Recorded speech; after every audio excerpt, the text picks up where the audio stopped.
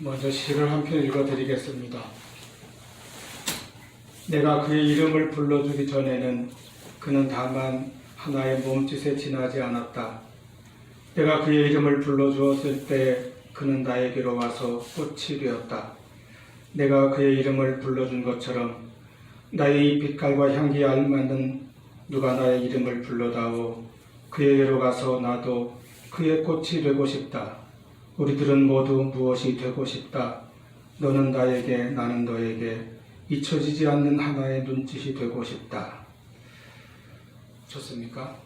우리나라 청소년들이 많이 좋아하던 김춘수 시인의 꽃이라는 시입니다. 저도 아마 고등학생 때 처음 읽고 좋아했을 거예요. 한때는 청소년들의 애송시로 선두를 다퉜다는 말도 있습니다. 생각하면 참 어려운 시라고도 하는데 어쨌든 시는 가슴에 와닿는 느낌으로 그냥 좋아하면 되는 거니까 각자 자기가 느낌으로 받아들일 수 있을 거예요. 이 시에 이름이라는 단어가 시어로 4번 사용되었습니다. 이름은 사물의 존재이죠. 어떤 대상, 그러니까 막연한 대상을 내가 인식하기 전에는 그가 나에게 아무런 의미가 없었지만 그의 이름을 불러주었을 때에는 의미가 있는 존재로 나에게 다가오게 되었다는 것입니다. 또 나아가서 나와 그 대상 간에 의미 있는 깊은 관계가 이루어지게 되었음을 말하고 있습니다. 지금 이 시를 해설하는 시간도 아니고 저에게 그런 실력이 있는 것도 아니고 이 시간 생각하고 싶은 것은 그 느낌처럼 한 사람의 이름을 불러준다는 것이 얼마나 중요하고 많은 의미를 담고 있는지 모른다는 점을 좀 생각해 보려고 합니다. 우리가 누군가를 부를 때에 그의 이름으로 그를 부릅니다. 이름은 그 사람을 대표하기 때문입니다. 이름은 그 사람의 존재요 인격입니다. 참으로 그래서 이름은 중요한 것입니다. 하나님께서 요셉과 마리아에게 하나님의 독생자를 인류의 구세주로 보내주실 것을 말씀하실 때에도 제일 먼저 그 이름을 천사를 통하여 가르쳐 주셨습니다. 그 이름이 바로 예수입니다. 이 예수라고 하는 이름은 예수님이 누구이신가를 잘 보여줍니다. 그리고 예수님이 우리에게 어떤 분이며 우리와 어떤 관계가 있는가도 잘 나타내주고 있습니다. 그러므로 예수님의 이름을 아는 것이 곧 예수님을 아는 것이고 그것이 우리의 신앙생활에서 얼마나 중요한 것인지 모릅니다.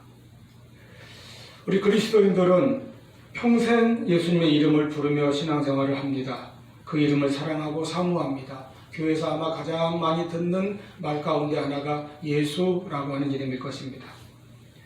우리가 부르는 그 이름, 우리가 믿는 그 이름 예수는 탄생하시기 전부터 하나님께서 지어주신 이름이고 이 이름에는 귀하고 놀라운 뜻이 담겨 있습니다. 그리고 그 이름에는 그 이름을 믿고 그 이름을 부르는 성도들이 받아들일 수 있는 놀라운 은혜와 축복이 담겨 있다는 것을 먼저 기억하시기를 바랍니다.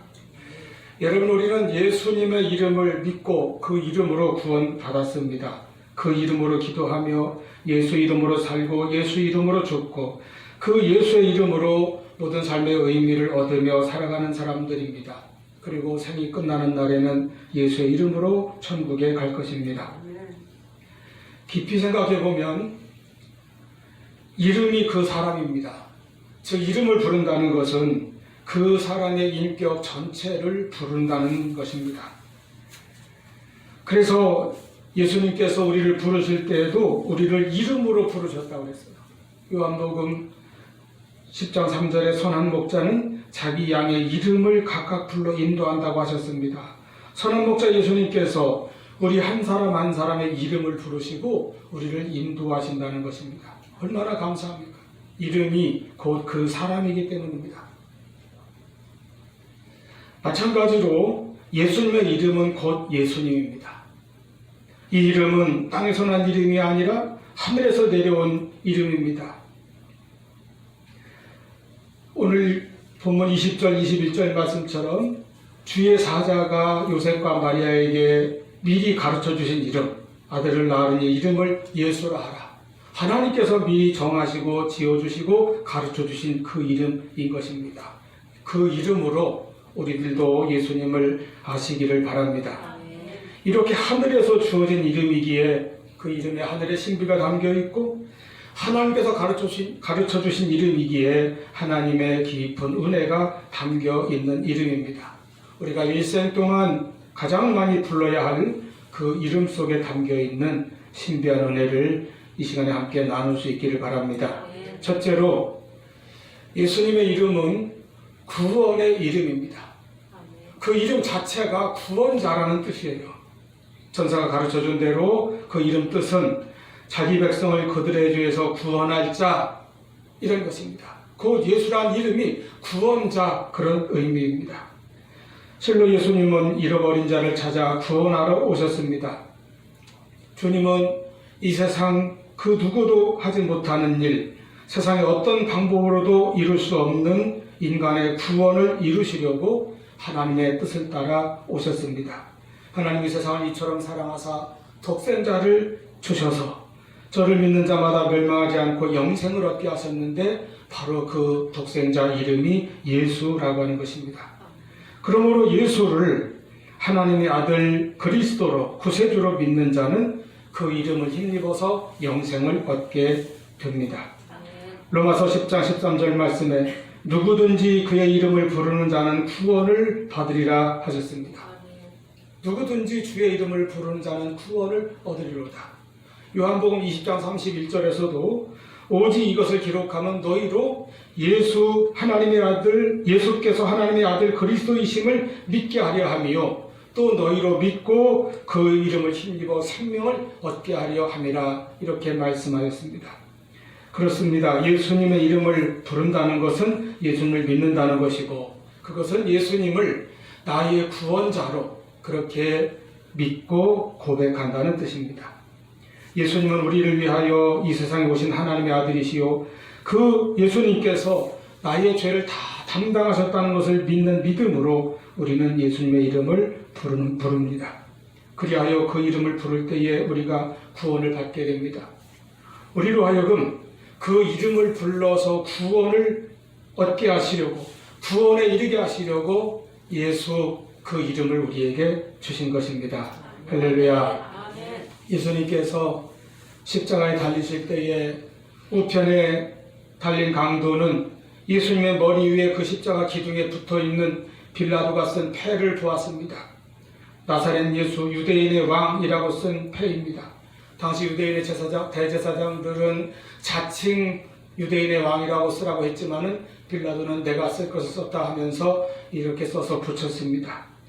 여기서 중요한 것은 이 패에 예수님의 이름이 쓰여져 있었다는 것이고 그 이름을 강도가 보았다는 것입니다. 그래서 그는 그 십자가에 달린 분이 나사렛 예수인 것을 알았습니다. 그리고 그분은 하늘에서 내려온 분으로서 아무런 죄가 없는 분임을 또한 믿었습니다. 그래서 그 강도는 그 이름을 불렀습니다. 예수님을 불렀어요. 예수여, 주님의 나라 임하실 때에 나를 생각하소서 하였습니다.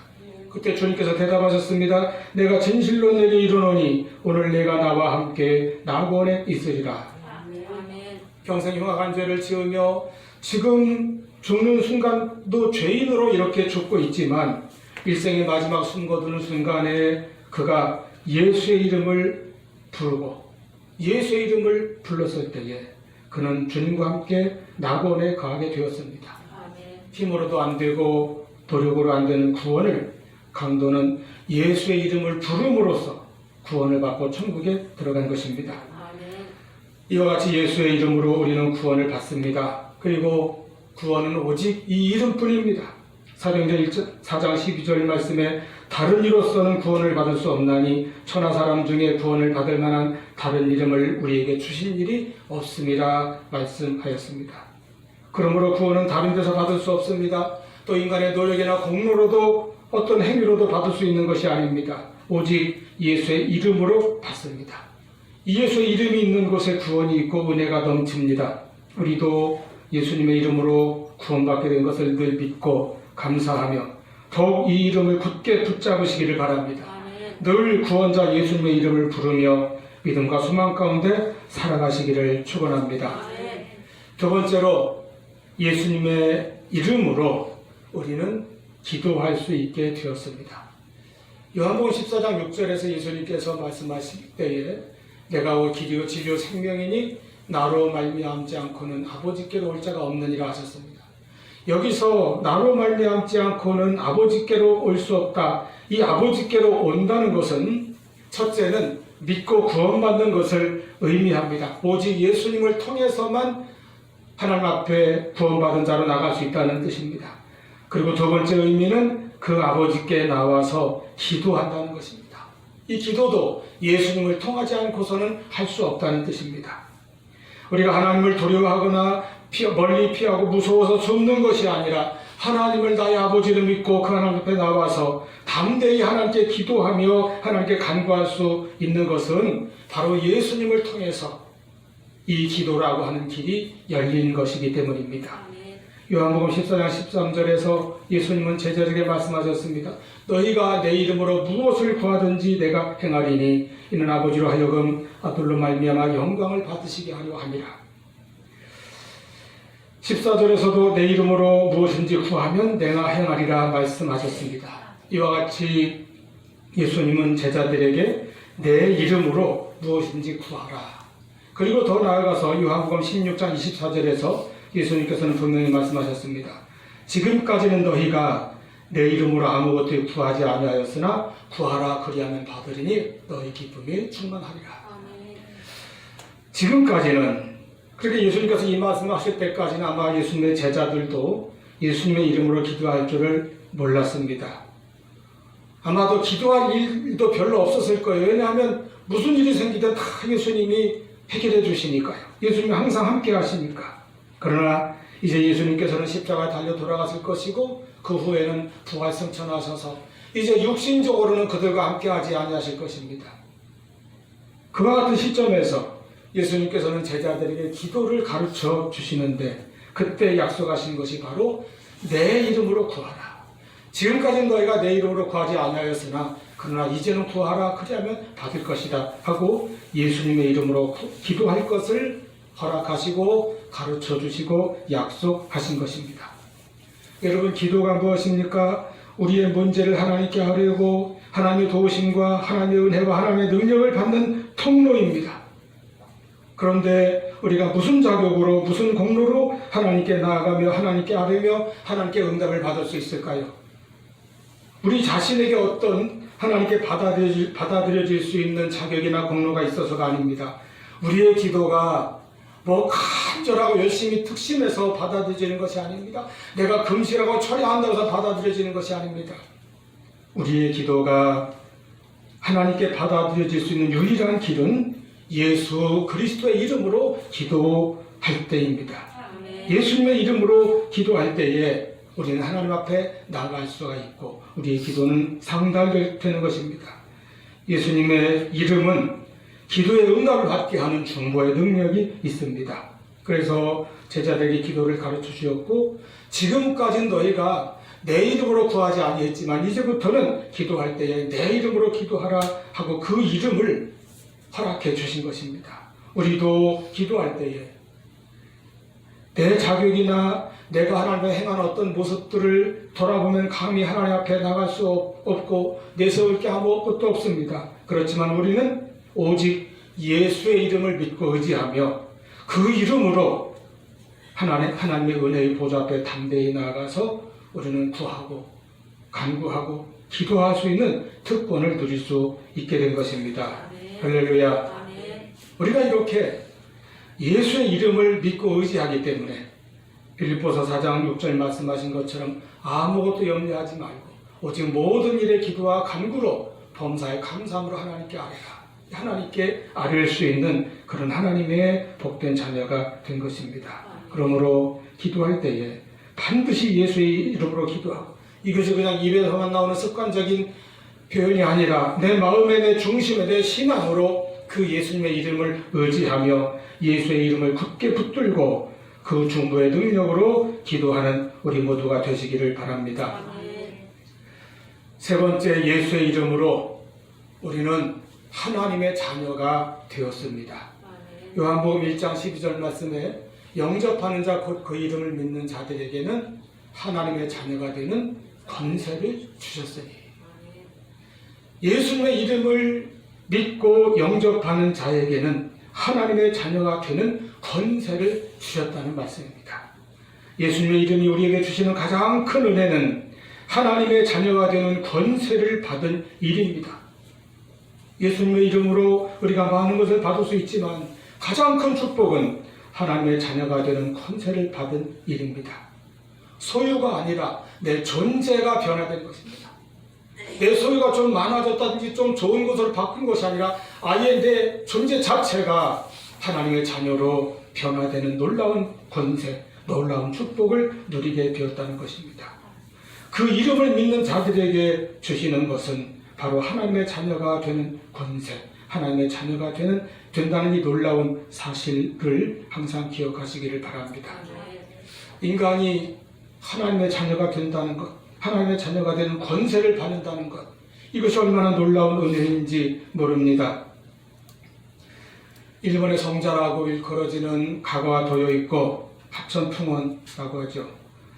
이 가가와는 기생이었다가 한 관리에 첩이된 여인의 자식으로 태어났습니다. 그래서 그는 본초의 아들들로부터 말할 수 없는 구박과 학대를 받으면서 서러움 속에서 우울하게 자랐습니다.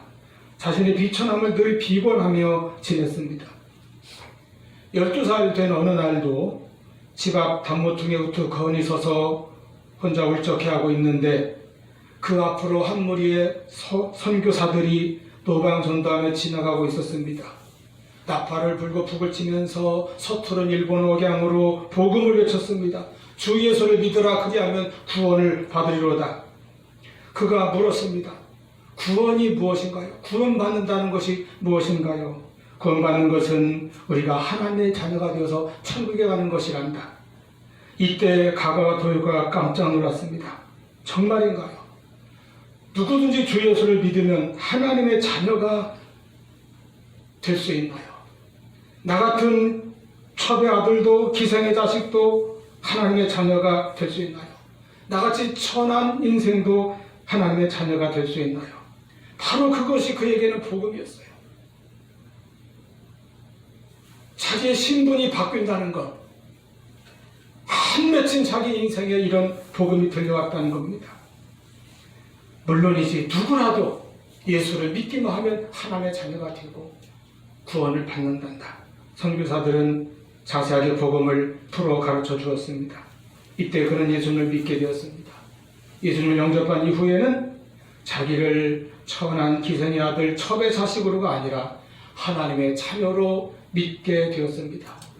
그래서 누군가가 자기 이름을 부르면 대답했다고 합니다. 내 이름은 가가 도요있고 바로 하나님의 아들입니다. 이렇게 대답했다고 해요. 그는 예수를 믿고 그 이름으로 하나님의 자녀가 되는 권세를 얻었습니다. 그래서 그의 인생이 바뀌었습니다. 고베 신학교를 졸업하고 목사가 되어 일생을 빈민굴에서 버림받은 자들을 섬기고 보살피며 헌신하였습니다. 일본의 성자라는 그런 칭호를 오늘날 그는 받고 있습니다. 예수님의 이름으로 하나님의 자녀가 되는 행복을 누렸던 것입니다. 예수님의 이름으로 하나님의 자녀가 되는 그 권세를 가지고, 확신을 가지고 평생을 그는 살았던 것입니다.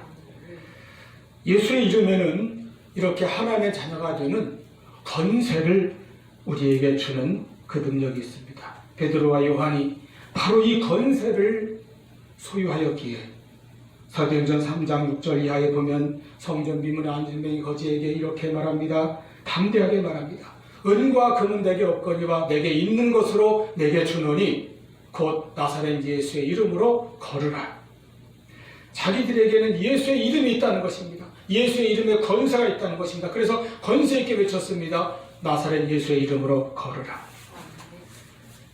제자들은 그 이름을 소유하였고, 그래서 그 이름을 나누어 줄 수 있었습니다. 그랬을 때 그 사람이 어떻게 되었습니까? 즉시 발과 발목에 힘을 얻고 뛰어서서 걸으며 성전으로 들어가 하나님을 찬송하였습니다.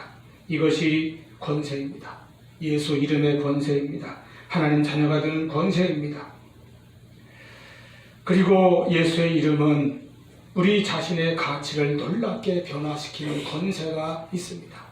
내가 하나님의 자녀가 되었다고 하는 그 권세가 나에게 있을 때에 나의 가치가 얼마나 크게 변화되는가를 우리가 깨닫게 된다는 것입니다. 미국의 시인 롱펠로우가 어느 날 식당에 있다가 문득 떠오르는 시상을 적어야 되는데, 예술가들은 그런 파특하는 영감을 받잖아요. 적어야 되는데 마침 그때 아무것도 가진 게 없었어요. 노트 하나 가지고 없었던 모양입니다. 그래서 급히 보니까 옆에 구겨진 휴지 조각이 있어서 그걸 펴서 거기다가 떠오르는 시상을 이제 임시로 적었습니다. 뭘 이제 가져가서 잘 또 다듬고 탈고 했겠지요. 그런데 그 종이 조각이 훗날 경매 시장에 나왔는데 $6,000에 팔렸다는 거예요. 제가 환율 요즘 얼마인지 모르지만 약 한 650만 원 정도. 남들이 쓰다 구겨버린 휴지 조각인데 600만 원이 넘는 값어치를 가지게 된 건 왜 그렇습니까? 거기에 위대한 시인의 문학성이 덧입혀질 때에 그 구겨진 휴지 조각은 엄청난 가치를 지닌 것으로 바뀌고 말았습니다. 가치가 바뀌는 거예요. 우리도 그와 같습니다.